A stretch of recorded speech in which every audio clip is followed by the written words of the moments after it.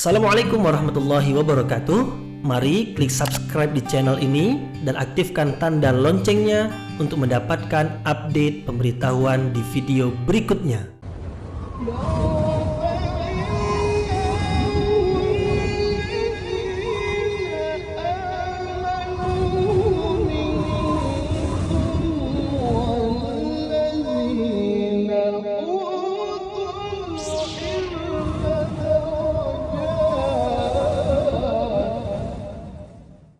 Alhamdulillahi Rabbil Alamin wa bihi nasta'in ala umuri dunya wad din nasta'inuhu wa nastaghfiruh wa na'udzu billahi min shururi anfusina wa min sayyiati a'malina faman yahdihillahu fala mudilla lahu wa man yudlil fala hadiya lahu ashhadu an la ilaha illallah wahdahu la syarika lahu wa ashhadu anna Muhammadan abduhu wa rasuluhu la nabiyya ba'dah.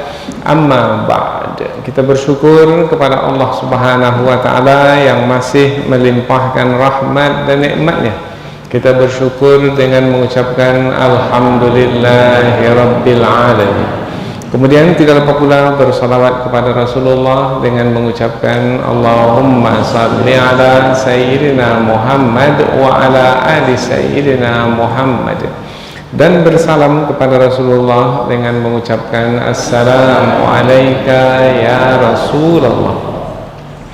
Alhamdulillah, kita dapat kembali meneruskan pengajian tafsir ayat-ayat suci Al-Quran yang insya Allah kita akan teruskan kepada ayat yang ke-53, 54, 55 dan 56 dari suratul Isra. 4 ayat, yaitu dari ayat yang ke-53 hingga 56 dari suratul Isra, menerangkan tentang Nabi Muhammad sallallahu alaihi wasallam yang diutus oleh Allah Subhanahu wa taala kepada umat manusia seluruhnya adalah sebagai pembimbing mereka, yaitu menyampaikan kebenaran kepada mereka, kemudian mengajarkan syariat, yaitu jalan hidup yang mesti ditempuh kepada mereka, kemudian juga menyampaikan kepada mereka tentang adab atau akhlak mulia, sehingga apabila mereka hidup dalam kebersamaan, mereka hidup penuh kasih sayang, penuh hormat menghormati, mulia memuliakan antara satu dengan yang lainnya. Dan yang akan kita bahas nanti melalui 4 ayat ini adalah Allah memerintahkan Rasulullah supaya Rasulullah menyampaikan kepada manusia untuk berkata yang terbaik. Berkata yang terbaik yaitu mengatakan perkataan karena keimanan kepada Allah. Maka apabila karena keimanan, maka akan berkata jujur, akan berkata yang bijaksana, akan berkata dengan lemah lembut, akan berkata dengan tepat, tidak bertele-tele, tidak panjang lebar, tetapi singkat, padat, jelas. Itu adalah perkataan yang terbaik. Maka melalui penyampaian Rasulullah yang diperintahkan oleh Allah itu, kita mendapat bimbingan dari wahyu melalui Rasulullah. Maka Rasulullah adalah utusan Allah di dalam membimbing kita, termasuk dalam mengatakan perkataan, dalam bertutur kata, dalam berucap. Jadi begitu detail bimbingan dari Allah Subhanahu wa taala melalui Rasulullah sallallahu alaihi wasallam. Namun ada peringatan di dalam ayat ini. Apabila manusia tidak menggunakan perkataan yang terbaik, perkataan yang benar, perkataan yang jujur, maka akan terbukalah peluang bagi syaitan untuk membisikkan ke dalam dada manusia ke dalam hati manusia, sehingga manusia mengeluarkan kata-kata yang keji, kata-kata yang hina, kata-kata bohong, kata-kata yang merendahkan martabat orang lain. Kalau pada hari ini adalah fitnah atau hoax yang disebarkan. Ini adalah bisikan syaitan. Yang diajarkan dalam agama tidak seperti itu. Ajaran Rasulullah SAW adalah untuk bertutur kata benar, yaitu bertutur kata karena keimanan kita kepada Allah. Jadi bertutur kata benar itu adalah sebagai pembuktian keimanan kita kepada Allah. Orang yang beriman tak akan mungkin berbohong. Jadi siapa yang berbohong itu? Orang yang mengikuti kehendak hawa nafsu atau yang telah digoda oleh syaitan yang terkutuk. Maka hati-hati, karena syaitan itu adalah musuh yang nyata bagi manusia. Berbuat baik, Allah akan berikan balasan kebaikan. Berbuat buruk, berbuat jahat, maka Allah telah menetapkan pula siksaan. Kesemuanya langsung dikendalikan oleh Allah Subhanahu wa taala. Ini ayat yang berikutnya yang akan kita pelajari. Allah yang mengatur dan menguasai hidup manusia sepenuhnya. Nabi Muhammad bukanlah yang bertanggung jawab ke atas apa yang berlaku pada manusia. Manusia memilih untuk berkata baik, berkata jujur, kembali kebaikannya kepada diri manusia itu juga. Apabila manusia berani sampai berbohong, berdusta, maka manusia itu juga yang akan menanggung akibatnya. Rasulullah tidak bertanggung jawab ke atas apa yang dilakukan oleh manusia, karena Rasulullah hanyalah sebagai penyampai kebenaran saja. Maka Rasulullah melalui ayat yang kita pelajari ini disebutkan sebagai utusan Allah yang menyampaikan kebenaran tetapi tidak bertanggung jawab ke atas manusia. Apakah manusia itu menerima kebenaran ataukah manusia itu menolak kebenaran? Maka di sini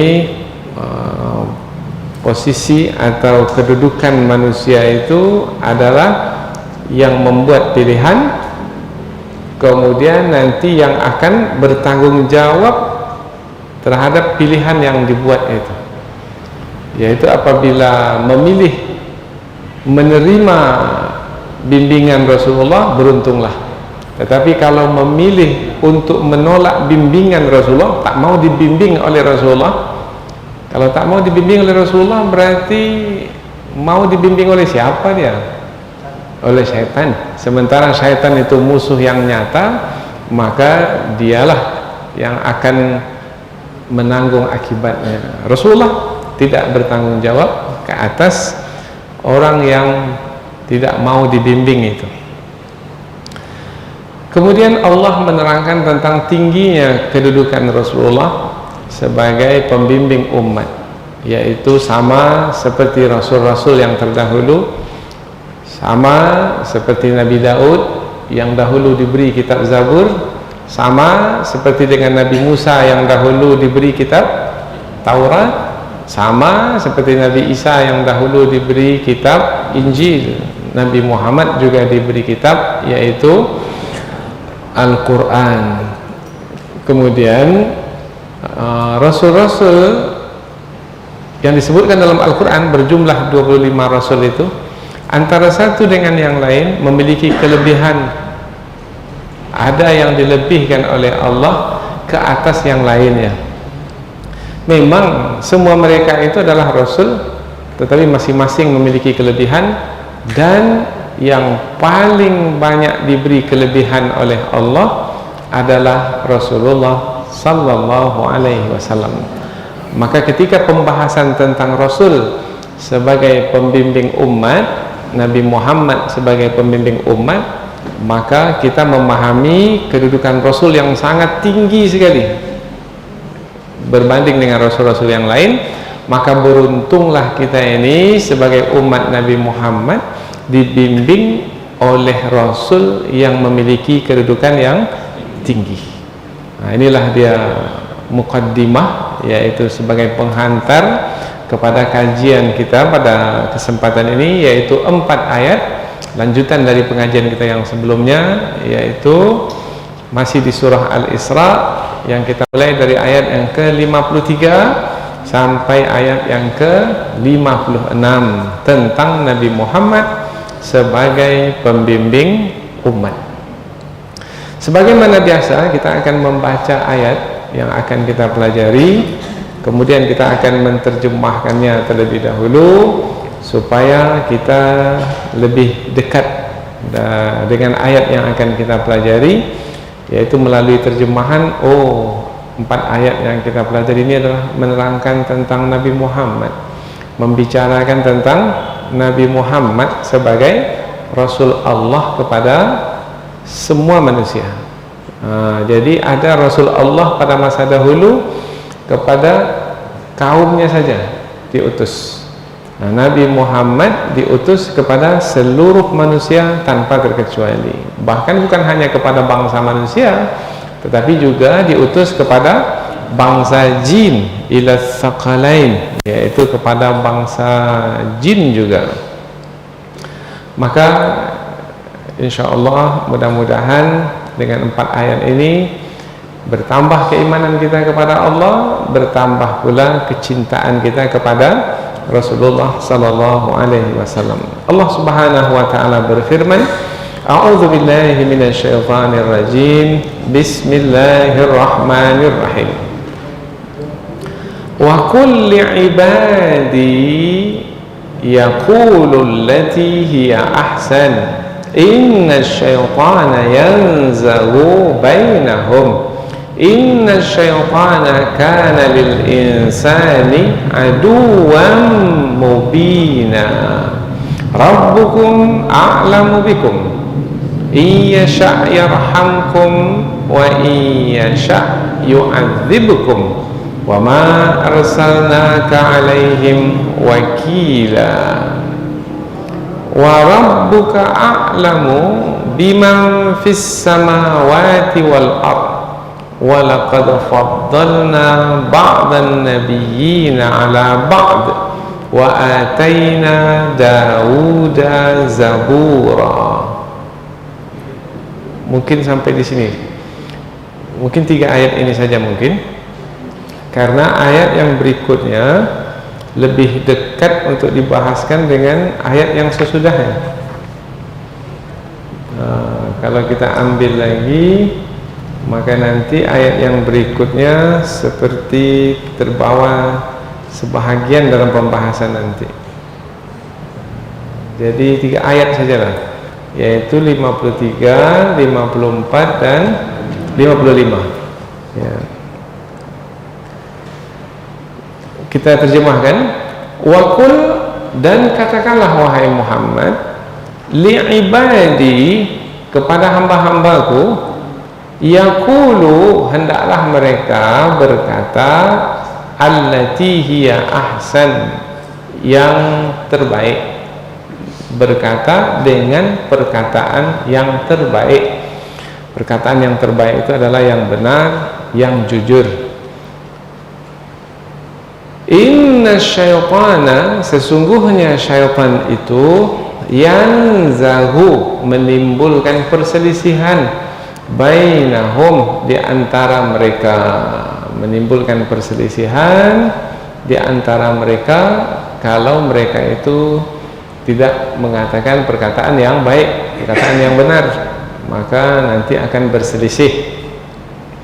Inna syaitana, sesungguhnya syaitan itu, kana, adalah dia, lil insani, bagi manusia, aduwam mubina, musuh yang nyata. Jadi syaitan itu adalah musuh yang nyata bagi manusia. Rabbukum, Tuhanmu, a'lamu, lebih mengetahui, bikum, tentang keadaanmu, tentang dirimu. Iyasha, jika dia Allah menghendaki yarhamkum, Allah mengasihimu, atau iyasha, jika Allah menghendaki yu'adzibkum, menyiksamu. Wa ma arsalnaka, dan tidaklah kami mengutusmu wahai Muhammad, alaihim, kepada mereka, wakila, sebagai penjaga, yaitu sebagai penanggung jawab. Bukan mereka sendiri yang akan bertanggung jawab ke atas diri mereka sendiri. Apabila mereka memilih yang benar, kembali kebaikan kepada diri mereka. Apabila mereka memilih yang salah, maka mereka sendiri yang akan menanggung akibatnya.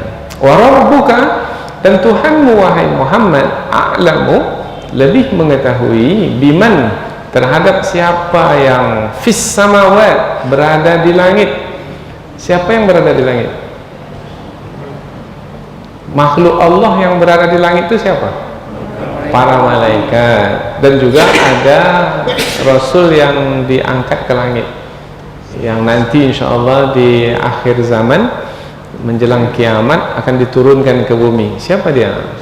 Nabi Isa alaihi salam. Wal ard, dan juga Allah mengetahui siapa yang ada di bumi. Walaqad, dan sesungguhnya, faddalna, kami telah lebihkan, ba'dan nabiyyin, sebahagian nabi itu, ala ba'd, atas sebahagian yang lainnya. Wa ataina, dan kami telah berikan Daud, kepada Nabi Daud, Zabura, kitab Zabur. Jadi kitab Zabur itu disebut namanya dalam Al-Quran, ya. Jadi bukan kitab Taurat dan Injil saja yang disebut, kitab Zabur pun juga disebut namanya dalam Al-Quran. Ini ayatnya. Kita ulang sekali lagi membaca terjemahannya dari awal langsung ketiga-tiga ayat ini. Setelah itu kita pindah ke tafsir. Dan katakanlah wahai Muhammad kepada hamba-hambaku, hendaklah mereka itu mengatakan perkataan yang lebih baik. Sesungguhnya syaitan itu menimbulkan perselisihan di antara mereka. Sesungguhnya syaitan itu adalah musuh yang nyata bagi manusia. Tuhan kamu lebih mengetahui tentangmu. Jika dia menghendaki, niscaya jika dia menghendaki, dia merahmatimu, atau jika dia menghendaki, dia menyiksamu. Dan tidaklah kamu wahai Muhammad diutus kepada mereka sebagai penanggung jawab atau sebagai pemelihara. Dan Tuhanmu lebih mengetahui tentang siapa yang ada di langit dan siapa yang ada di bumi. Dan sesungguhnya kami telah melebihkan sebahagian nabi ke atas sebahagian yang lainnya. Dan kami telah memberikan kepada Nabi Daud kitab Zabur. Jadi 3 ayat yang akan kita pelajari ini. Kalau kita bawa lagi syair yang satu lagi, lebih dekat nanti dimasukkan ke dalam kumpulan ayat yang berikutnya, karena menerangkan tentang mentauhidkan Allah Subhanahu wa taala. Sementara 3 ayat yang kita pelajari ini lebih kepada memunculkan Rasulullah Nabi Muhammad SAW sebagai utusan Allah yang membimbing manusia, supaya manusia berkata dengan perkataan yang terbaik, perkataan yang benar. Kemudian berhati-hati, jangan sampai mengikuti kehendak hawa nafsu dalam berkata-kata, karena disitulah pintu masuk syaitan, sehingga nanti akan berkata dengan perkataan yang dibisikkan oleh syaitan. Nah, kalau syaitan sudah membisikkan perkataan ke dalam hati kita, kemudian terlontarkan di lidah kita, di mulut kita, maka nanti perkataan bohong akan keluar. Perbuatan yang perkataan yang mengandung kesombongan, menampakkan keangkuhan akan keluar. Bahkan perkataan yang keji akan berhamburan, karena kalau hati sudah kotor, dikuasai oleh hawa nafsu dan dikuasai oleh syaitan, maka kata-kata yang keluar dari mulut itu adalah kata-kata yang buruk dan tercela. Nah, jangan sampai itu berlaku, karena apabila sudah dikuasai oleh syaitan, sementara syaitan adalah musuh yang nyata, maka pastilah akan membuat kita menjadi celaka. Nah, pada masa dahulu, siapa yang sudah dicelakakan oleh syaitan? Kononnya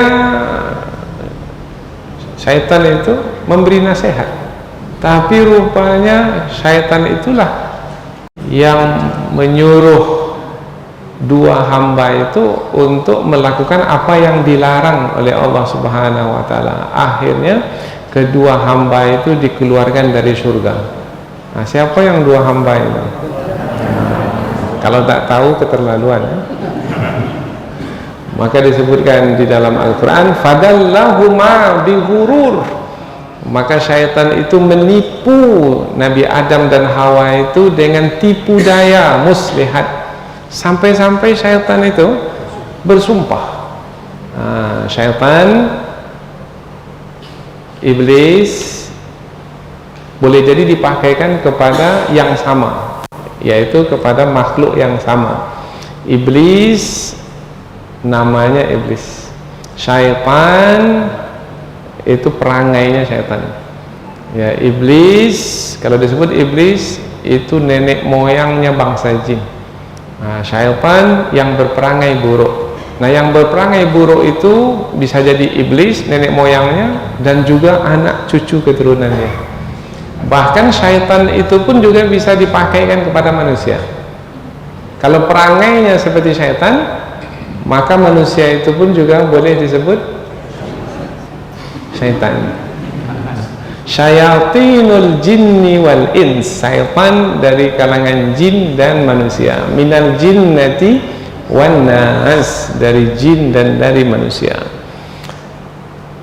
Nah, syaitan sampai bersumpah di hadapan Nabi Adam, wa qasamahuma inni lakuma laminan nasihin. Sampai bersumpah syaitan atau iblis itu di hadapan Nabi Adam, demi Allah wahai Adam dan Hawa, ini yang ku sampaikan kepadamu ini tidak lain adalah untuk kebaikan kamu berdua. Oh, itu dia kata tipu daya. Maka terperangahlah Nabi Adam kan. Oh iya, apa dia? Dekati pohon itu. Lupa bahwasanya pohon itu adalah pohon yang dilarang untuk didekati. Sebelumnya Allah telah menasihati Nabi Adam, mengingatkan Nabi Adam, yaitu wanadahuma rabbuhuma alam anhakuma antilkuma syajarati wa akul lakuma inna syaitana lakuma aduwwum mubin. Nah, Allah sudah menyebutkan inna hadza aduwwul laka wa li zawjika fala yukhrijannakuma minal jannati fatashqa. Hei Adam, sesungguhnya ini Allah menunjuk yang ini itu siapa? Syaitan, iblis. Ini si makhluk ini adalah musuh kamu yang nyata. Jangan sampai dia ini mengeluarkan kamu berdua dari surga ini. Jadi Allah sudah memberitahukan kepada Nabi Adam bahwasanya musuhnya adalah syaitan. Sudah, bukan hanya kepada Nabi Adam saja, kepada Hawa juga.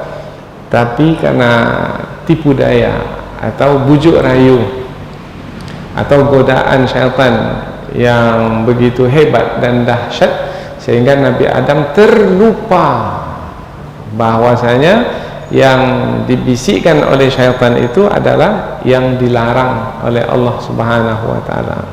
Walam najid lahu azma. Tapi apabila sudah melakukan kesalahan, maka Nabi Adam menanggung akibatnya, yaitu dikeluarkan dari surga. Nah, jadi hati-hati apabila tidak mengeluarkan atau mengucapkan kata yang baik, yang benar, maka nanti bisa mengucapkan kata yang salah, kata bohong. Apabila berdasarkan keimanan kita berkata-kata, kita akan bertutur kata jujur. Tetapi apabila karena hawa nafsu kita berkata-kata, atau karena syaitan yang ingin memunculkan perselisihan di antara manusia. Keinginan syaitan itu bagaimana kita ini bermusuhan sama kita, kalau bisa berbunuhan sesama kita, saling menumpahkan darah. Itu adalah keinginan syaitan. Maka Allah mengingatkan, hati-hati, syaitan itu adalah musuh yang nyata. Kemudian manusia di antara dua, yaitu yang dirahmati oleh Allah atau yang dimurkai oleh Allah. Yang dirahmati oleh Allah akan dilimpahkan rahmat, nikmat, tapi yang dimurkai oleh Allah akan ditimpakan azab atau siksaan. Nah, kesemuanya itu yang menentukan adalah Allah, tetapi berdasarkan pilihan manusia itu sendiri, yaitu ketika manusia memilih untuk mengikuti petunjuk, maka kehendak Allah, Allah berikan kepadanya kebaikan. Tetapi kalau manusia itu sendiri memilih kesesatan, manusia itu sendiri yang memilih kesesatan, maka Allah pun berkehendak menyiksanya. Dan kita supaya jangan terbawa bujuk rayu syaitan, tergoda oleh godaan syaitan, maka pastikan yang kita ikuti itu adalah manusia-manusia yang mulia, manusia-manusia yang terpuji. Siapa manusia yang mulia, yang terpuji itu? Para nabi dan rasul. Jangan ikuti syaitan. Maka banyak larangan dalam Al-Quran, wala tattabi'u khutuwatis syaitan. Jangan kamu ikuti langkah-langkah syaitan. Kalau mengikuti langkah syaitan, berarti syaitan itu di mana? Di depan atau di belakang? Kalau mengikuti langkah syaitan, yang mengikuti di belakang atau di depan? Yang mengikuti di belakang. Yang diikuti? Jangan mengikuti langkah syaitan, maknanya jangan jadikan syaitan itu di depan. Syaitan belok kanan, dia belok kanan. Syaitan belok kiri, dia belok kiri. Bukan, jangan begitu. Nah, jadikan musuh, artinya jangan ikuti apa yang dibisikkan oleh syaitan. Lalu apa yang disampaikan oleh Rasul yang diikuti. Siapa Rasul-Rasul itu? Banyak disebutkan dalam Al-Quran. Dan masing-masing Rasul itu memiliki kelebihan masing-masing. Nah, yang paling tinggi kedudukan dari Rasul yang banyak itu adalah Nabi Muhammad Sallallahu Alaihi Wasallam. Maka beruntunglah kita ini sebagai umat Nabi Muhammad, kita mengikuti jejak langkah Nabi Muhammad. Kita jadikan Nabi Muhammad sebagai contoh dan teladan. Laqad kana lakum fi Rasulillahi uswatun hasanah. Inilah sebagai ringkasan dari 3 ayat yang kita pelajari. Jadi mukaddimah sudah, membaca dan menerjemahkan ayat sudah, ringkasannya pun sudah. Nah, sekarang tinggal lagi kita ingin berlama-lama dengan 3 ayat ini.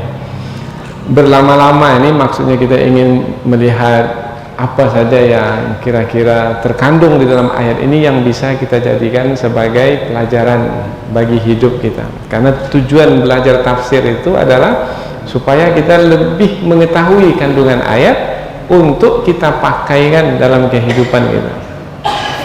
Maka jangan sampai kita yang sudah belajar ini selepas ini nanti masih terdengar dari mulut itu perkataan bohong, perkataan kasar, perkataan keji. Kalau masih ada juga terdengar bermakna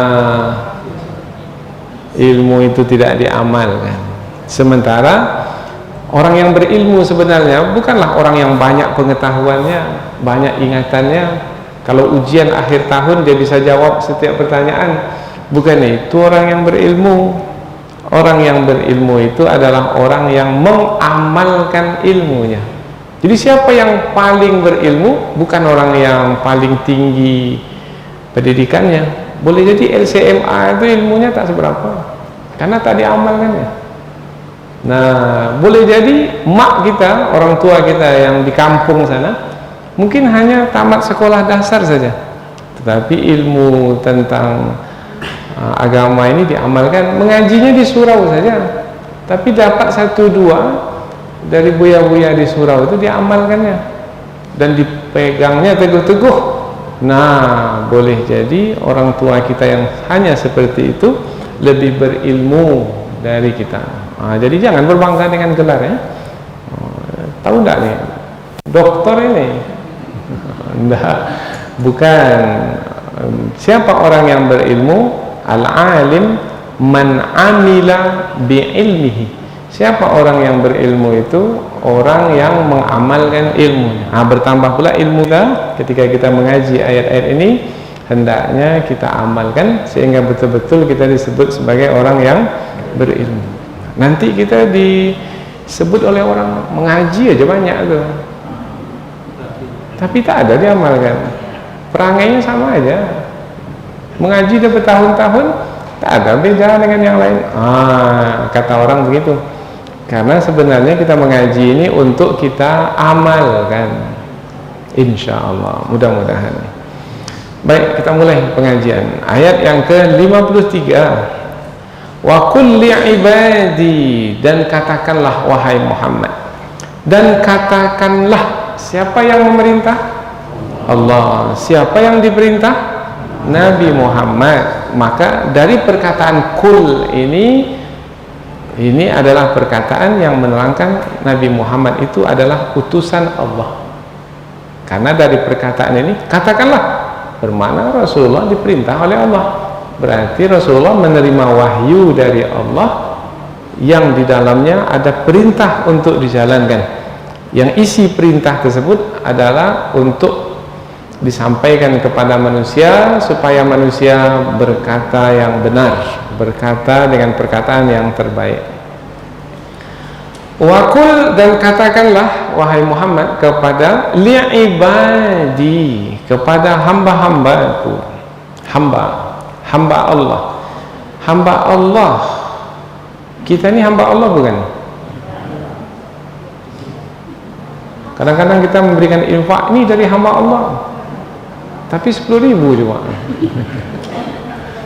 Nah, kalau memang ya kita hamba Allah, apa tandanya kita hamba Allah?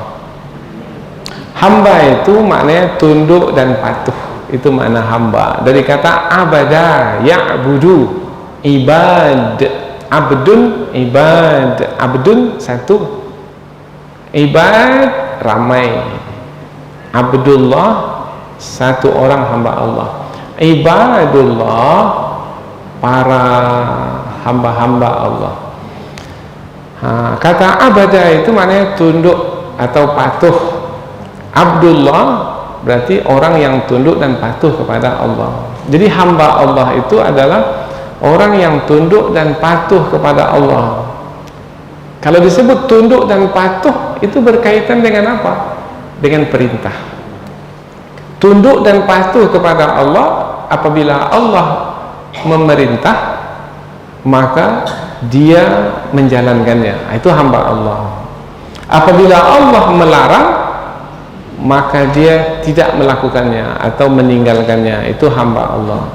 Jadi hamba Allah itu ada perintah Allah dia buat, ada larangan Allah dia tak kerjakan.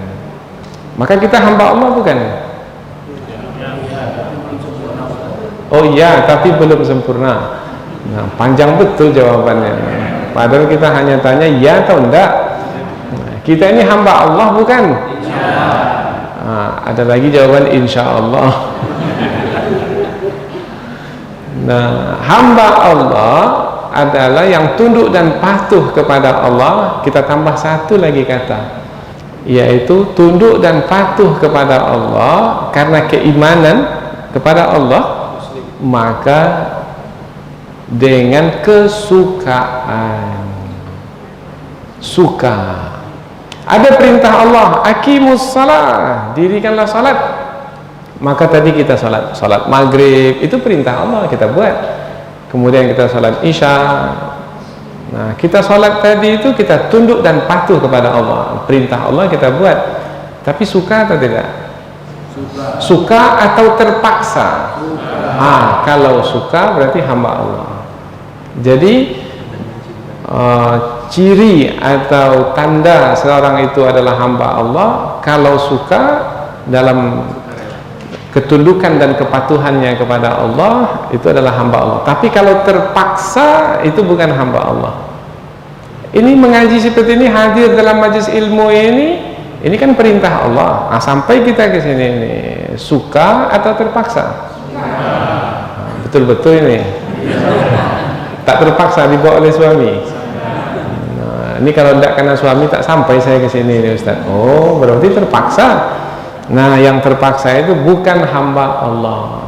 Berarti tunduk dan patuhnya kepada siapa? Pada hawa nafsu, karena ada kepentingan. Nah, jadi orang yang beramal, yang bekerja, berbuat karena kepentingan, bukan karena keimanan kepada Allah, karena kepentingan duniawi, maka bukan hamba Allah. Jadi menginfakkan harta, nih 50.000 dari hamba Allah, betul dari hamba Allah? Kan sudah ada penjelasannya sekarang. Kalau ia menginfakkan harta itu karena keimanan kepada Allah dengan kesukaan, maka betullah dari hamba Allah. Tapi kalau ingin dipuji oleh manusia, bapak tuh banyak ngasih rupanya. Terdengar orang satu masjid kan, dialah yang paling tinggi menginfakkan harta. Dia suka orang memujinya, maka orang yang seperti itu bukan hamba Allah. Lalu hamba siapa? Nah, hamba selain Allah. Selain Allah itu siapa? Nah, hawa nafsu itu kalau ada yang memerintah dari dirinya, dari dalam hatinya, yaitu hawa nafsunya. Tapi kalau yang memerintah itu adalah syaitan, berikan hartamu banyak supaya orang puji. Kemudian dia tunduk dan patuh kepada bisikan itu. Bisikan itu bisikan siapa? Maka dia telah menjadikan syaitan itu sebagai Tuhannya. Jadi ada yang menjadikan syaitan sebagai Tuhan, ada yang menjadikan nafsu sebagai Tuhan. Itu disebut dalam Al-Quran, ara'aita man ittakhadha ilahahu hawahu. Pernah tidak kamu lihat orang yang menjadikan hawa nafsunya sebagai Tuhannya? Itu ya orang yang tunduk dan patuh kepada perintah hawa nafsunya. Duduk paling depan supaya dilihat oleh orang. Nanti orang puji, itulah dia bapak yang duduk paling depan itu. Contohlah. Nah, tapi jangan pula dengan ini takut semua duduk di depan. Kemudian kita duduk depan ini untuk sungguh-sungguh mendengar. Duduk di depan ini belum tentu kita bisa sungguh-sungguh, apalagi duduk di belakang bersandar pula. Maka kesungguhan kita itu karena keimanan, dan apabila karena keimanan melahirkan keikhlasan. Apabila sudah ikhlas, biasanya amal itu terasa ringan. Nah, itulah yang membuat kita menjadi suka. Ini tiga katanya hampir sama dia: iman, ikhlas, suka. Biasanya orang yang suka beramal itu adalah orang yang ikhlas dalam beramal. Orang yang ikhlas dalam amal itu biasanya beramal karena keimanan kepada Allah. Tiga ini dia serangkai. Kita lihat mengapa dia tak bosan-bosannya duduk membaca Quran sepanjang hari. Dia suka. Apa sebab dia suka? Dia ikhlas dalam membaca, tak karena siapa-siapa. Kalau karena orang lain tengok dia baca, orang lain tak lihat, dia tak mau baca lagi. Itu kalau ingin dilihat oleh orang lain. Tapi kalau yang ikhlas itu orang lain lihat kah, tak lihat kah, dia tetap baca, karena dia membaca karena keimanannya kepada Allah Subhanahu wa ta'ala. Jadi katakanlah kepada hamba-hambaku, maknanya katakan kepada hamba-hambaku yang tunduk dan patuh kepadaku karena keimanan mereka kepadaku dengan kesukaan. Katakan kepada hambaku itu supaya mereka kalau berkata-kata di tengah manusia dengan orang lain, hendaklah mereka yaqulul lati hiya ahsan, berkata dengan perkataan yang terbaik. Apakah perkataan yang paling terbaik dari perkataan yang ada? Maka ulama tafsir ada menyebutkan perkataan yang terbaik itu adalah kalimat la ilaha illallah. Jadi apabila kita menyampaikan kepada saudara kita perkataan di atas nilai la ilaha illallah, itulah perkataan yang terbaik. Umpamanya kita nasihati kawan, umpamanya memberikan pandangan, apalagi yang lain, mendengarkan curhatan, kemudian kita nanti memberikan solusi penyelesaian dari persoalannya. Kesemua perkataan yang kita sampaikan kepada sahabat kita itu karena la ilaha illallah, karena keimanan kita kepada Allah, maka perkataan itu adalah perkataan yang terbaik. Nah, tapi kalau perkataan yang disampaikan itu isinya hasutan, membuat orang lain menjadi menjauh, membenci sehingga terpisah, bercerai-berai, tidak di atas kalimat la ilaha illallah, tapi di atas keinginan hawa nafsu yang menyuruh melakukan kejahatan, itu adalah perkataan yang tercela. Nah, jadi lawan terbaik itu tercela. Dan katakanlah wahai Muhammad kepada hamba-hambaku, supaya mereka mengatakan perkataan yang terbaik, yaitu perkataan di atas nilai la ilaha illallah. Dalam sebuah hadis Rasulullah ada bersabda, inna khaira ma qultuhu ana wan nabiyyuna min qabli la ilaha illallah. Perkataan yang terbaik yang aku katakan dan yang dikatakan oleh nabi-nabi sebelumku, perkataan yang terbaik itu adalah perkataan la ilaha illallah. Maka itulah yang terbaik. Jadi ketika seseorang akan meninggal dunia, kemudian kita masih dapat melihat bahwasanya nyawanya masih ada, tapi sudah dekat ke sakaratul maut, maka perkataan yang terbaik yang kita perdengarkan ke telinganya adalah la ilaha illallah. Kalau dia dengar bisikan kita itu, kemudian dia bisa mengulangnya, dan dia meninggal dunia dengan perkataan itu, maka Allah memasukkannya ke surga. Mangkana akhiru kalamihi la ilaha illallah dakhalal jannah. Siapa yang akhir dari perkataannya itu la ilaha illallah, setelah itu meninggal dunia dia lagi, maka niscaya Allah akan memasukkannya ke surga. Nah, itulah perkataan yang terbaik. Nah, kita ingin kata yang kita ucapkan itu sajalah, mulai dari kita menyadari setiap perkataan itu akan kita pertanggungjawabkan, maka nanti sampai ke akhir hayat, mudah-mudahan insyaallah kita akan menjaga lisan kita, sehingga tidak ada satu patah kata pun yang terucap dari mulut ini melainkan perkataan yang terbaik, yaitu perkataan di atas kalimat la ilaha illallah, yang berarti perkataan itu jujur, perkataan itu perkataan yang bijaksana, perkataan itu perkataan yang bermanfaat, perkataan itu perkataan yang terpuji, perkataan itu yang orang mendengar akan senang, perkataan yang apabila didengar oleh orang yang bermasalah dapat menyelesaikan masalahnya.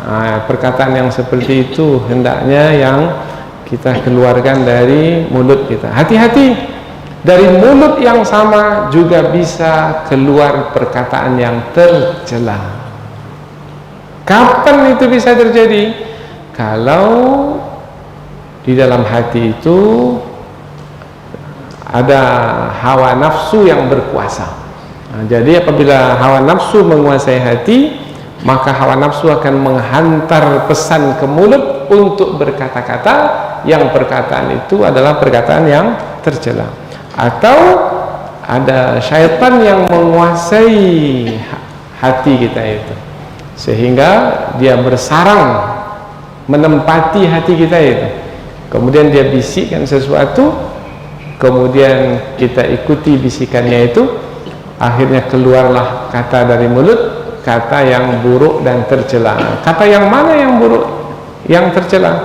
Kata bohong, kata fitnah, kata merendahkan orang lain, mengkeji orang lain, kata membuka aib orang lain, kata memunculkan perselisihan, permusuhan di antara manusia dan lain sebagainya.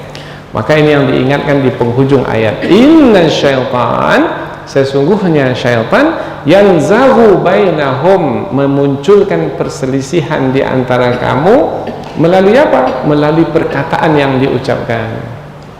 Maka hati-hati ya, karena syaitan itu innama, sesungguhnya syaitan itu yad'u, menyeru, hizbahu, kumpulannya dari manusia yang mengikutinya, liyakunu, untuk menjadi, liyakunu, supaya mereka itu menjadi penghuni neraka, ashabas sa'ir, penghuni neraka as-sa'ir. Maka hati-hati dalam berkata-kata, pastikan betul ini sesuai dengan ajaran agama atau enggak ini. Nah, kalau tidak, bermakna itu adalah bisikan syaitan, maka cepatlah berlindung kepada Allah dari syaitan yang terkutuk. Wa imma yanzaghannaka minasyaitan. Nah, ada kata nazghun ya, sama. Yanzaghu. Nah, ada kata yanzaghu juga ini. Dalam hadis Nabi, kalau kamu diganggu oleh syaitan dengan bisikan-bisikan yang menyuruhmu untuk melakukan keburukan, maka minta perlindunganlah kepada Allah dari syaitan yang terkutuk. Wa imma yanzaghannaka minasyaitani nazghun fasta'iz billahi minasyaitanir rajim. A'udzubillahi minasyaitanir rajim. Kalau kita dengar ada dua orang yang berselisih, masing-masing sudah mengeluarkan kata yang keji terhadap sahabatnya, kita dekati, jangan tambah lagi. Tetapi di antara mereka itu sudah banyak syaitan berkumpul di situ. Maka ucapkanlah a'udzubillahi minasyaitanir rajim. Berlarianlah syaitan yang ada di sekitar mereka berdua ini. Coba kalau nampak kan yang berselisih, a'udzubillahi minasyaitanir rajim, tak juga nampak berubah, ulang saya lagi 2 kali. Kalau tidak juga 3 kali. Kalau tidak juga tinggalkan, karena dua-dua itu syaitan sebenarnya itu, bukan lagi manusia. Syaitan dari kalangan manusia. Karena kalau syaitan dari kalangan jin, dengan isti'azah itu dia lari, dengan menyebut nama Allah dia pergi. Tapi kalau syaitan dari kalangan manusia ini bebal, keras kepala. Inna syaitan, sesungguhnya syaitan, kana lil insan, adalah bagi manusia aduwam mubina, musuh yang nyata. Musuh yang nyata, kan tak nampak syaitan itu. Mengapa disebut musuh yang nyata? Yang nyata itu kan yang nampak, yang terlihat. Sementara syaitan itu kan tak terlihat, tersembunyi. Lalu apa makna yang nyata di sini? Yang nyata permusuhannya karena bukti permusuhannya itu jelas. Jadi yang nyata itu buktinya. Bukti permusuhan syaitan itu jelas. Mana buktinya? Nih Nabi Adam dan Hawa terusir dari surga. Tak nampak juga buktinya itu. Jelas buktinya. Mana buktinya? Nih abang adik yang tadinya berkasih sayang, saling hormat menghormati, mulia memuliakan, sekarang sudah bermusuhan. Itulah dia bukti syaitan yang nyata itu. Ketika masuk dia ke dalam hati manusia dan menguasai hati manusia itu, maka nampak sekali buktinya. Nampak kita, oleh mata kita nampak, kemudian terdengar langsung oleh telinga kita, tangannya yang memukul, itu nampak bukti yang nyata. Itu dari godaan syaitan, dari tipu daya syaitan. Kemudian dari kata-katanya yang kasar, kita dengar, oh ini bukti nyata syaitan ini sebagai musuh. Maka jadikan musuh sebagai musuh, jangan jadikan syaitan itu sebagai teman atau kawan. Fattakhidhuhu aduwwa. Allah perintahkan kita untuk menjadikan syaitan sebagai musuh.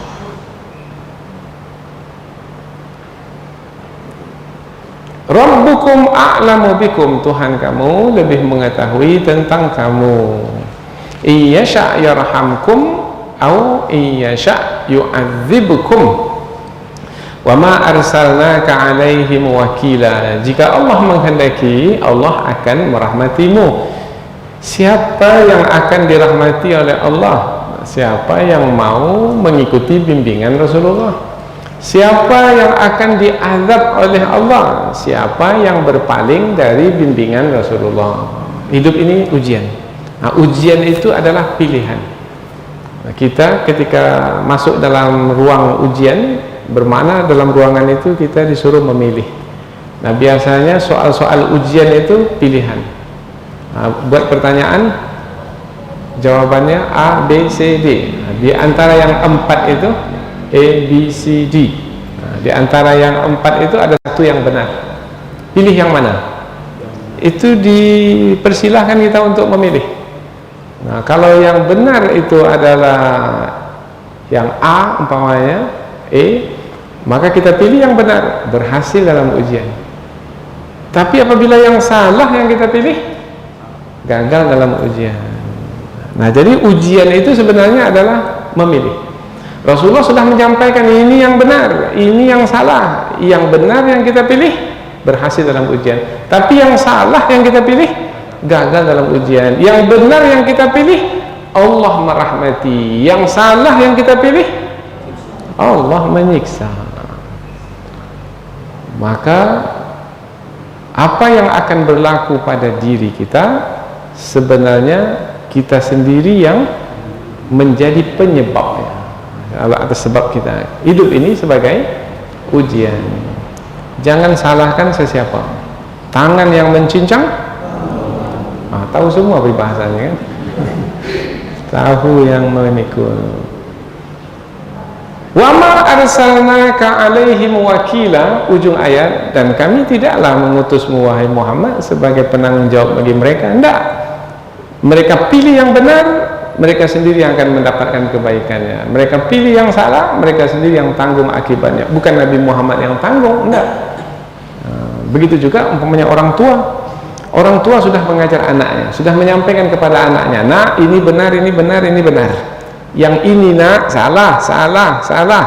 Anak sudah tahu karena sudah diajar oleh orang tua. Kemudian anak itu pilih juga yang salah. Apakah orang tuanya bertanggung jawab di hadapan Allah nanti? Enggak, anak itu sendiri yang akan tanggung akibatnya. Begitu juga lah Rasulullah sallallahu alaihi wasallam.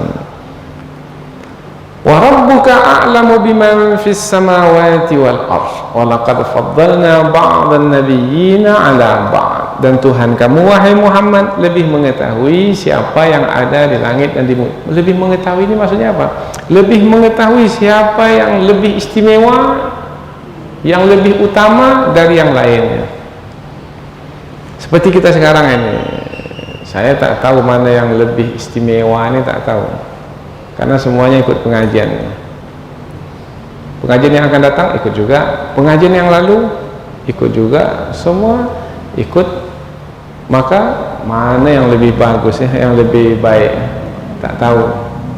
Tetapi Allah Subhanahu wa Ta'ala, meskipun kita sama-sama, tetapi Allah mengetahui mana di antara kita yang lebih baik. Yang lebih baik itu yang mana? Bukan hanya sekedar yang ikut pengajian, tetapi yang lebih ikhlas dalam mengikuti pengajian. Ikhlas itu baik, tetapi ikhlas itu bertingkat-tingkat. Ikhlas itu bertingkat-tingkat. Maka apabila ikhlas itu adalah rahasia antara seorang hamba dengan Allah, Allah mengetahui keikhlasan seseorang. Hambaku yang satu itu ikhlasnya memang luar biasa, maka dialah yang lebih baik dari yang lainnya. Nah, begitu juga lah Rasul-Rasul Allah. Ada 25 Rasul yang disebutkan dalam Al-Quran. Sebenarnya Rasul bukan hanya 25. Rasul-Rasul yang diutus itu banyak sekali, ratusan banyak. Tetapi yang disebutkan di dalam Al-Quran itu 25. Nah, yang 25 itu ada 5 yang utama. 5 yang utama. Wa idh akhadna minan nabiyyina mitsaqahum wa minka, yaitu Nabi Muhammad sallallahu alaihi wasallam, wa min Nuhin, Nabi Nuh, wa Ibrahim, dan Nabi Ibrahim, wa Musa, dan Nabi Musa, wa Isa bin Maryam, dan Isa bin Maryam. 5 disebut dari nabi-nabi. Kami telah mengambil janji dari para nabi, termasuk dari kamu wahai Muhammad. Dari nabi yang banyak itu disebut 5. Kamu wahai Muhammad, dari Nuh, janji dari Nuh, dari Ibrahim, dari Musa, dan dari Isa. Maka berdasarkan ayat ini, 5 yang disebutkan di sini disebut rasul yang paling utama, disebut sebagai ulul azmi. 5 rasul yang paling utama itu yang 5 ini. Siapa tadi yang pertama? Nabi Muhammad. Yang kedua Nabi Nuh. Yang ketiga Nabi Ibrahim. Yang keempat Nabi Musa. Yang kelima, kalau ikut urutan, Nabi Muhammad itu yang pertama atau yang kelima? Kalau ikut urutan zaman, Nabi Muhammad Nabi yang terakhir. Tetapi dalam penyebutan ini Nabi Muhammad disebut pertama kali. Maka mengapa disebut pertama kali? Karena kedudukan Nabi Muhammad itu yang Allah berikan kelebihan lebih dari yang lainnya. Sama juga dalam ayat yang lain, wa tilkar rusulu, itulah dia para rasul, faddalna, kami telah lebihkan ba'dahum ala ba', sebahagian mereka atas sebahagian yang lain. Minhum man kallamallah, di antara mereka ada yang Allah berbicara langsung dengannya. Siapa itu? Nabi Musa. Wa rafa'a ba'dahum darajat, dan ada yang diangkat beberapa derajat. Siapa dia? Tinggalkan dulu, kita sambung ke ayat berikutnya. Kemudian siapa lagi? Wa ayyadnahu bi ruhil qudus, dan ada yang kami kuatkan dia dengan Ruhul Kudus, malaikat Jibril. Siapa dia? Jadi ada 3 nabi sebenarnya disebut sini, yaitu ada nabi yang disebut kelebihannya Allah berbicara langsung dengannya, meskipun namanya tak disebut, tapi semua orang tahu Nabi Musa. Kemudian ada nabi yang didampingi senantiasa oleh malaikat Jibril, meskipun namanya tak disebut, tapi semua orang tahu, yaitu Nabi Isa. Nah, yang di tengah ini siapa ini? Wa rafa'a ba'dahum darajat, dan yang ditinggikan oleh Allah berapa derajat? Nah, Nabi Muhammad sallallahu alaihi wasallam. Mengapa diletakkan di tengah pula di sini ini? Nah, ini untuk mengapit 2. Biasanya yang di tengah itu kalau diapit oleh orang yang lebih istimewa satu dan lagi lebih istimewa satu lagi di kanan kiri, maka yang di tengah itu lebih lagi keistimewaannya. Nah, ini dalam redaksi ayat Al-Quran. Jadi di antara redaksi ayat itu, apabila kita lihat dari sisi tafsirnya, maka kita akan mendapatkan penjelasan seperti itu. Dan sesungguhnya kami telah lebihkan sebahagian nabi itu atas sebahagian yang lain. Wa ataina Daud zabura, dan kami telah berikan kepada Daud zabur. Nabi Daud disebut di sini sebagai yang diberi kitab suci Zabur. Nabi Muhammad juga yang diberi kitab suci, yaitu Al-Quran. Artinya, kalau Nabi Daud diberi kitab Zabur, disebut oleh Allah, bermakna dia adalah Rasul yang tinggi kedudukannya, maka Nabi Muhammad yang juga diberi kitab suci tentu juga tinggi kedudukannya. Tinggal lagi, mana yang lebih tinggi? Kan sama-sama diberi kitab suci. Maka Nabi Muhammad lebih tinggi kedudukannya disebabkan karena isi kitab suci Al-Quran yang diturunkan kepada Nabi Muhammad itu isinya ada tentang akidah, tentang syariat, hukum ahkam, kemudian tentang akhlak mulia, tentang doa, dan lain sebagainya. Sementara dalam kitab Zabur itu isinya hanyalah doa saja. Nah, syariatnya di mana? Syariatnya dalam kitab Zabur, dalam kitab Taurat, karena Zabur ini adalah sebagai yang melengkapi Taurat yang diturunkan kepada Nabi Musa alaihi salam. Kemudian Allah menyebut Nabi Daud di sini karena Nabi Daud ini punya kelebihan. Kelebihan Nabi Daud ini menguasai kitab yang diturunkan kepadanya dan membacanya dengan cepat. Isinya kan zikir kan, doa, membacanya dengan cepat. Seperti apa cepatnya Nabi Daud itu membaca kitab Zabur itu? Dia suruh orang untuk memasang pelana kuda ya. Kan di kuda itu kan ada pelana kan? Supaya nyaman menunggang kuda ada pelana ya. Nah, sebelum pelana itu selesai dipasang, Nabi Daud sudah selesai membaca kitab Zabur. Itu hebatnya Nabi Daud alaihissalam. Semestinya waktu yang lama, sebab di dalam kitab Zabur itu, dalam tafsir Imam Al-Baghawi disebutkan jumlahnya 150 surat. Kalau dalam Al-Quran berapa surat? 114 surat. Tapi wallahu alam panjangnya seberapa kita tak tahu. Tetapi di dalam tafsir disebutkan mestinya berjam-jam lamanya baru selesai. Tetapi karena keberkahan yang diberikan kepada Nabi Daud, dapat menyelesaikan membaca kitab Zabur itu dalam waktu yang singkat. Nah, sama seperti anak kita yang mutkin kemarin dalam menghafal Al-Quran. Kita untuk mengkhatamkan 30 juz Al-Quran itu sampai berhari-hari baru selesai. Bukan berhari lagi. Ini semenjak Ramadan sampai hari ini belum juga khatam lagi. Tapi anak itu dia baca Al-Quran jam 8 malam, malam ini mulai jam 10 malam, malam besok selesai 30 juz tanpa melihat mushaf. Nah, ini namanya apa? Keberkahan. Waktu pendek tapi amal yang dikerjakan banyak. Itu kelebihan yang Allah berikan kepada Nabi Daud. Maka kalau dibandingkan dengan Rasulullah lebih banyak lagi mendapat keberkahan dari Nabi Daud alaihissalam. Maka ikutilah para nabi itu, contohlah para nabi itu, khususnya dalam berkata-kata. Nah, inilah dia pembahasan kita pada malam hari ini. Mudah-mudahan ada manfaatnya insyaallah. Subhanakallahumma wa bihamdika asyhadu an la ilaha illa anta wa astaghfiruka wa atubu ilaik. Wassalamualaikum warahmatullahi wabarakatuh.